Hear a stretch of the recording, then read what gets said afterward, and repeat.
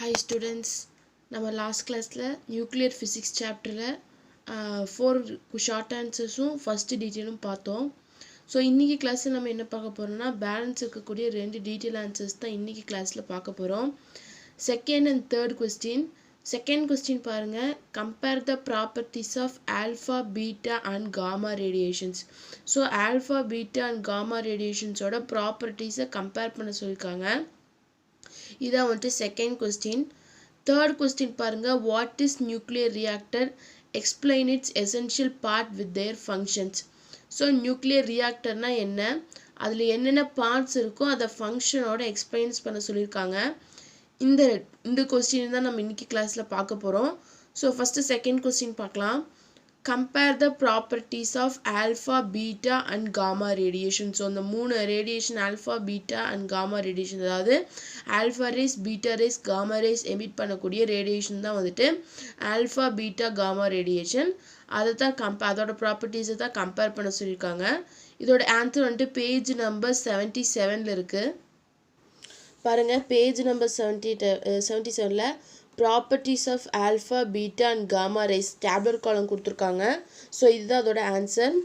மொத்தம் 6 ப்ராப்பர்ட்டி இருக்குது. First one வந்துட்டு வாட் ஆர் தே, ஆல்ஃபா ரேஸ்னால் என்ன, பீட்டா ரேஸ்னால் என்ன, காமா ரேஸ்னால் என்ன, அதுதான் first property what are they.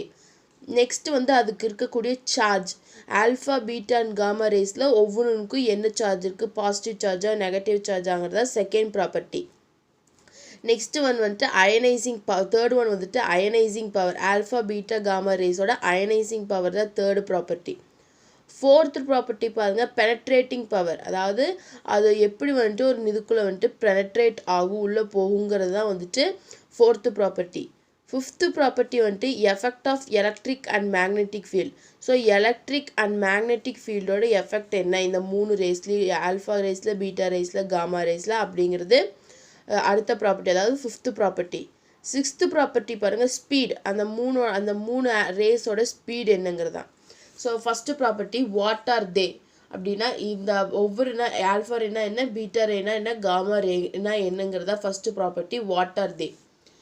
Alpha rays, helium nucleus consisting of 2 protons and 2 neutrons. So helium நியூக்ளியஸில் என்ன இருக்கும், 2 புரோட்டான் 2 நியூட்ரான் வந்துட்டு இருக்கும்.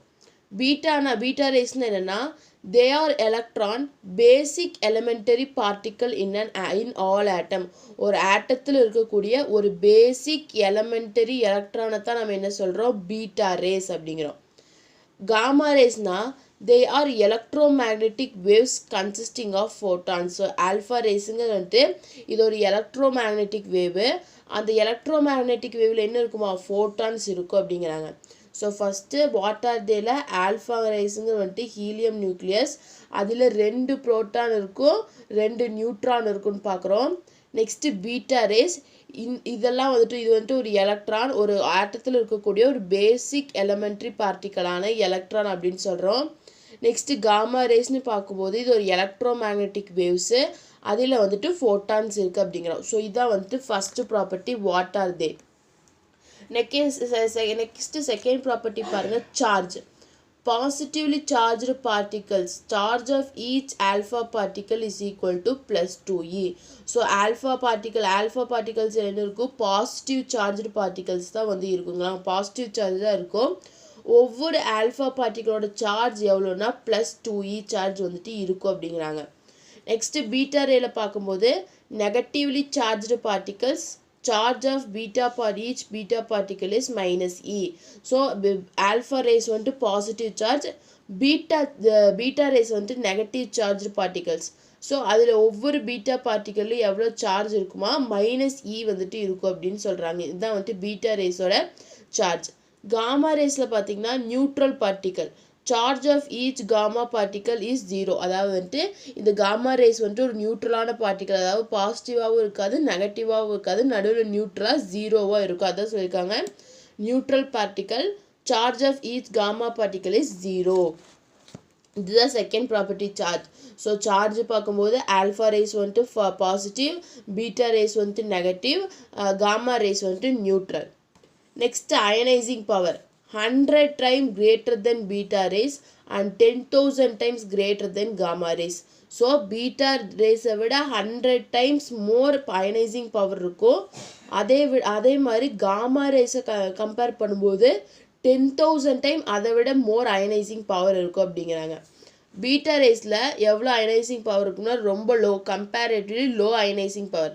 ஸோ லோ அயனைசிங் பவர் தான் வந்துட்டு இருக்கும். காமா ரேஸில் வந்துட்டு பீட்டா ரேஸை விட கம்மியான பவர் இருக்கும், very less ionisation power. So இங்கே அயனைசேஷன் பவர் வந்துட்டு கம்மியாக இருக்குங்கிறாங்க. ஸோ அயனைசிங் பவர் பார்க்கும்போது ஆல்ஃபா ரேஸ் வந்துட்டு 100 டைம்ஸ் வந்துட்டு பீட்டா ரேஸோட அதிகமாக இருக்கும், 10,000 டைம்ஸ் காமா ரேஸை விட அதிகமாக இருக்குங்கிறாங்க. பீட்டா ரேஸோட அயனைசிங் பவர் வந்துட்டு ரொம்ப லோவாக இருக்கும், காமா ரேஸோடதும் அதை விட லோவாக இருக்கும் அப்படின்னு சொல்கிறாங்க. இதான் வந்துட்டு third property ionising power. Fourth property பாருங்கள், penetrating power. Low penetrating power even stopped by a thick paper. அதாவது வந்துட்டு ஆல்ஃபா ரேஸ்க்கு வந்துட்டு பெனட்ரேட்டிங் பவர் அவ்வளோவா இருக்காது, ரொம்பவே கம்மியாக தான் இருக்கும். நெக்ஸ்ட்டு பீட்டா ரேஸ் பார்க்கும்போது penetrating power is greater than that of alpha rays. They can penetrate through a thin metal foil. So இதோட பீட்டா ரேஸோட penetrating power பார்க்கும்போது ஆல்ஃபா ரேவை விட அதிகமாக இருக்கும். அதான் சொல்கிறாங்க penetrating power is greater than that of alpha rays. So alpha ரேவை விட penetrating power அதிகமாக இருக்கும். இது எது வழியாக penetrate ஆகும், ஒரு thin metal foil sheet வழியாக penetrate ஆயிரும் அப்படிங்கிறாங்க. காமா ரேஸ் பார்க்கும்போது they have very high penetrating power greater than that of beta rays. They can penetrate through thick metal blocks. So இது வந்துட்டு thin metal foil, ஒரு தின்னாக இருக்கக்கூடிய மெட்டல் ஃபாயிலில் penetrate ஆகும். ஆனால் காமா ரேஸ் பாருங்கள் பீட்டா ரேஸை விட அதிக penetrating power இருக்கும்.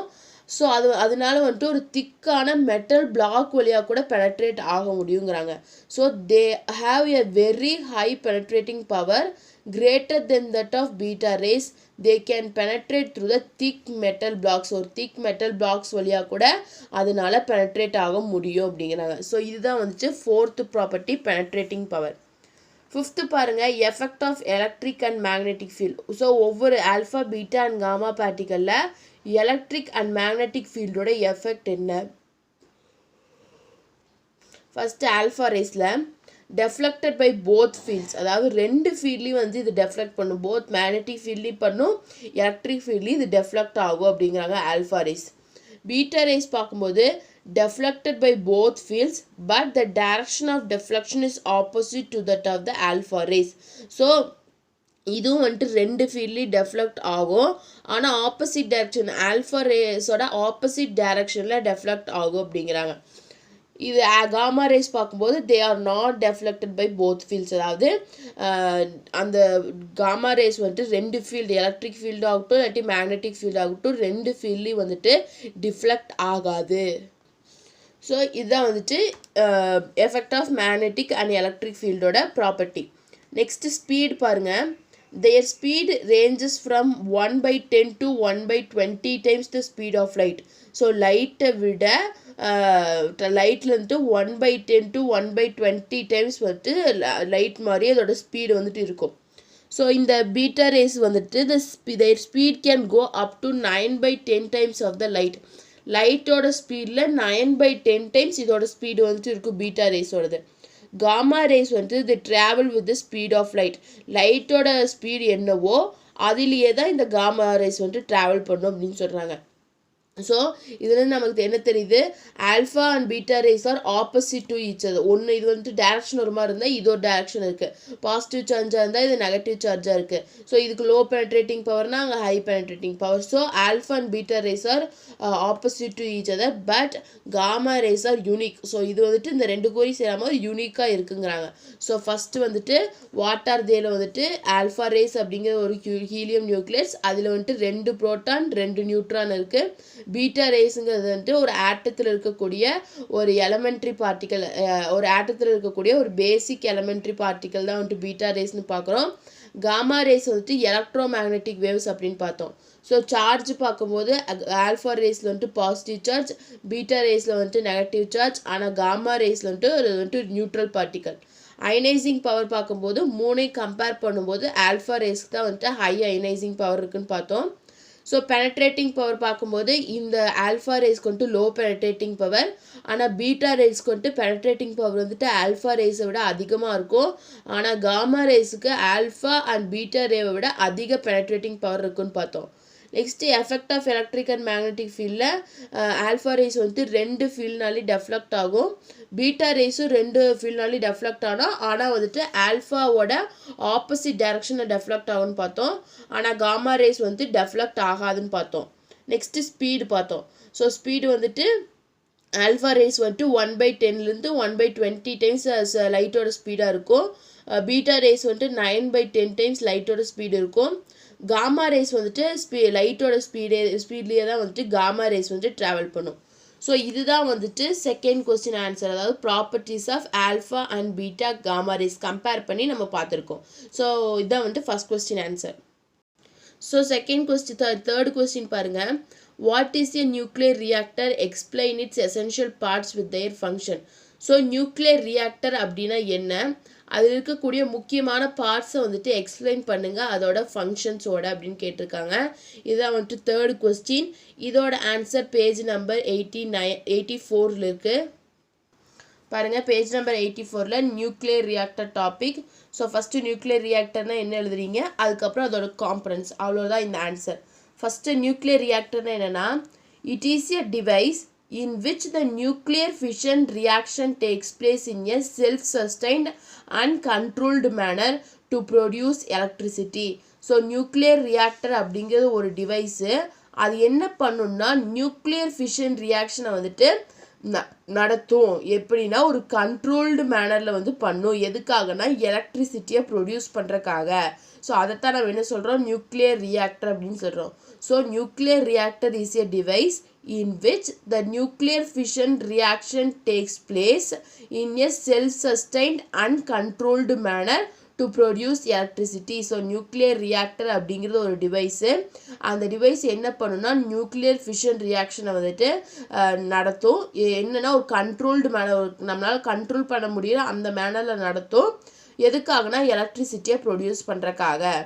The first nuclear reactor was built in 1942 at Chicago, USA.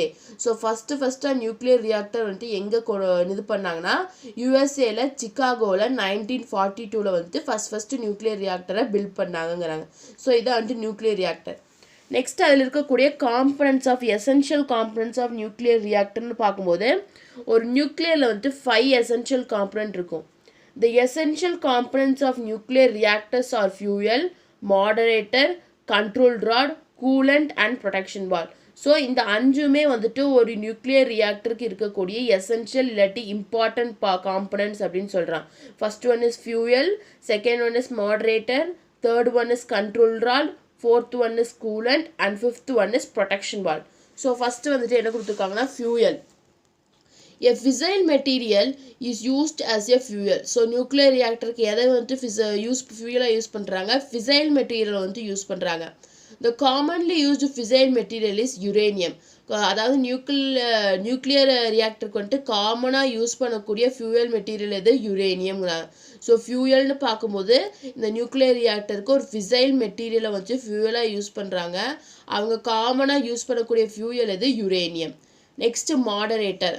A moderator is used to slow down the high energy neutrons to provide slow neutrons. அதாவது வந்துட்டு moderator எதுக்கு use பண்ணுறாங்கன்னா slow பண்ணுறதுக்கு, அதாவது ஹை எனர்ஜி நியூட்ரான்ஸ் வந்துட்டு slow energy நியூட்ரான்ஸை slow பண்ணுறதுக்கு இந்த மாடரேட்டரை வந்துட்டு யூஸ் பண்ணுறாங்க. Graphite and heavy water are commonly used moderators. So கிராஃபைட்டும் ஹெவி வாட்டரும் வந்துட்டு காமனாக யூஸ் பண்ணக்கூடிய மாடரேட்டர் அப்படின்னு சொல்கிறாங்க.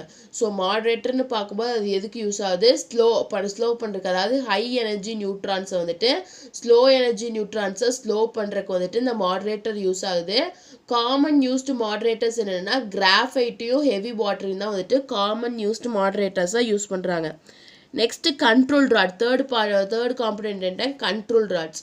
So control rods are used to control the number of neutrons in order to have a sustained chain reaction. So இந்த question வந்து last கிளாஸில் 2 மார்க்ஸில் பார்த்தோம் ப்ரீவியஸ் கிளாஸில். ஸோ கண்ட்ரோல் ராட் எதுக்கு யூஸ் பண்ணுறாங்கன்னா அந்த இதில் வந்துட்டு எவ்வளோ நியூட்ரான்ஸ் இருக்குன்னு கண்ட்ரோல் பண்ணி அதை வந்துட்டு ஒரு கரெக்டான செயின் ரியாக்ஷனாக சஸ்டெயின் பண்ணுறதுக்கு தான் கண்ட்ரோல் ராட்ஸ் வந்துட்டு யூஸ் பண்ணுறாங்க. Mostly boron and cadmium rods are used as control rods as they absorb neutrons. So commonly use பண்ணக்கூடிய கண்ட்ரோல் ராட்ஸ் என்னென்னா கேட்மியம் ராட்ஸையும் போரான் ராட்ஸையும் தான் வந்துட்டு காமனாக அவங்க கண்ட்ரோல் ராடாக யூஸ் பண்ணுறாங்க. ஏன்னா வந்துட்டு அது நியூட்ரான்ஸை வந்துட்டு அப்சர்வ் பண்ணிக்கும். அதனால் இதான் வந்துட்டு third component control rod. So fourth பாருங்கள் coolant. A coolant is used to remove the heat produced in a reactor core to produce steam. So கூலண்ட்டை எதுக்கு யூஸ் பண்ணுறாங்க?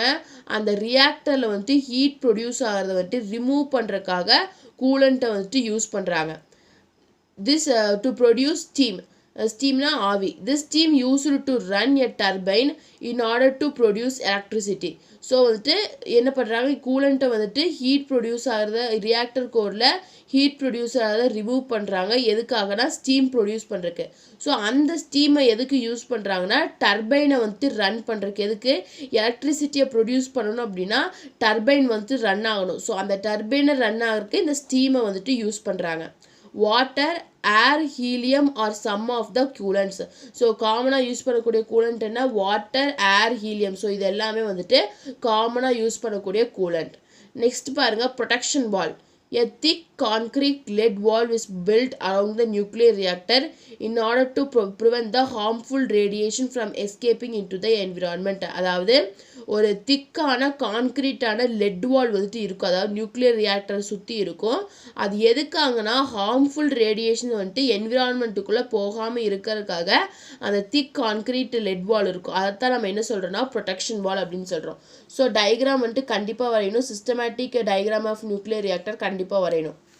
ஸோ நியூக்ளியர் ரியாக்டர்னா என்ன? It is a device in which nuclear fission reaction takes place to produce electricity.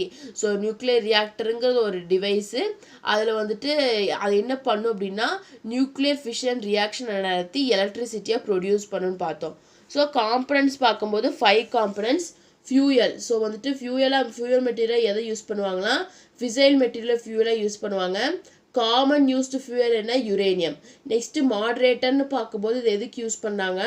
Slow down பண்ணுறதுக்கு. அதாவது neutrons, high energy neutrons வந்துட்டு slow நியூட்ரான்ஸை slow down பண்ணுறதுக்கு use பண்ணுறாங்க. கிராஃபைட்டு, ஹெவி ராடின் தான் வந்துட்டு காமனாக மாட்ரேட்டராக யூஸ் பண்ணுறாங்க. ஸோ கண்ட்ரோல் ராட்ஸ் எதுக்குன்னா நம்பர் ஆஃப் நியூட்ரான்ஸை வந்துட்டு கண்ட்ரோல் பண்ணி ஒரு ரியாக்ஷனை வந்துட்டு சஸ்டெயின் பண்ணுறதுக்கு. ஸோ காமனாக போரான் அண்ட் கேட்மியம் ராட்ஸ் தான் கண்ட்ரோல் ராட்ஸாக யூஸ் பண்ணுறாங்க. நெக்ஸ்ட்டு கூலண்ட் எதுக்குன்னா அந்த ஹீட் ப்ரொடியூஸ் ஆகிறத ரிமூவ் பண்ணி அந்த ஸ்டீமை வந்துட்டு ப்ரொடியூஸ் பண்ணுறதுக்கு. அந்த ஸ்டீமை யூஸ் பண்ணி தான் டர்பைனை ரன் பண்ணுறாங்க, எலக்ட்ரிசிட்டி ப்ரொடியூஸ் ஆகும். ஸோ காமனாக யூஸ் பண்ணக்கூடிய கூலண்ட் என்னென்னா வாட்டர், ஏர், ஹீலியம். ஸோ இதெல்லாம் காமனாக யூஸ் பண்ணக்கூடிய கூலண்ட். நெக்ஸ்ட்டு இப்போ 5th பார்ட் என்ன? Protection wall. ஸோ அந்த நியூக்ளியர் ரியாக்டரை சுற்றி ஒரு திக்கான கான்கிரீட் லெட் வால் இருக்குது. அது எதுக்காகனா வந்துட்டு ஹார்ம்ஃபுல் ரேடியேஷன்ஸை வந்துட்டு என்விரான்மெண்ட்டுக்குள்ளே போகாமல் தடுக்கிறதுக்காக இது இருக்குதுன்னு சொல்கிறாங்க. So these are the various components of nuclear reactor. So nuclear ரியாக்டரோட காம்பனன்ட்ஸ் இதுதான் வந்துட்டு நெக்ஸ்ட் கொஸ்டின், அதாவது 3rd கொஸ்டினோட ஆன்சர். ஸோ நம்ம இன்னைக்கு கிளாஸில் 2nd and 3rd கொஸ்டின் பார்த்துட்டோம். இதோட இந்த லெசன் வந்துட்டு கம்ப்ளீட் ஆகுது. ஸோ உங்களுக்கு இதில் ஏதாச்சும் டவுட் இருந்தால் கமெண்ட் பண்ணுங்கள். இந்த வீடியோ கிளாஸ் பிடிச்சிருந்தா லைக் பண்ணுங்கள், ஷேர் பண்ணுங்கள், சப்ஸ்கிரைப்